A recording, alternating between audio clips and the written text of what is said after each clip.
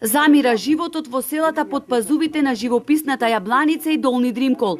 Ако во минатото овие предели биле од големо стопанско значење за жителите, сега сме сведоци на бескрупулозно уништување на природата, предизвикана од човечка алчност и негрижа на институциите, се жалат мештаните.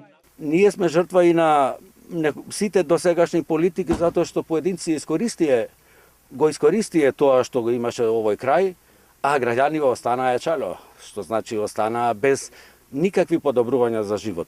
Забораени сме. Се намаливне, секој ден одлив има, црнава и белава чума не коси немилосрдно, црна затоа што овде се среќаваме на погреби најчесто и тога водиме повеќе политика или не знам да се истрошиме, а бела затоа што нема прираст.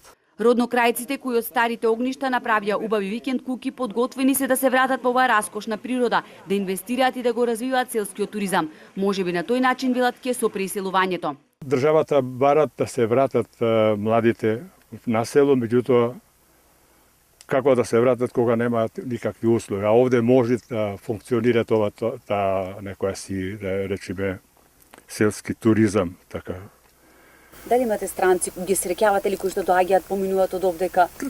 Не, за сега нема овдека, од причина што многу лоши патишта имаме и никој не рискира да дојде со некој да ги дроби джигерите овдека, да 21 век сега да живееме во ваква состојба, тоа е страшно нешто.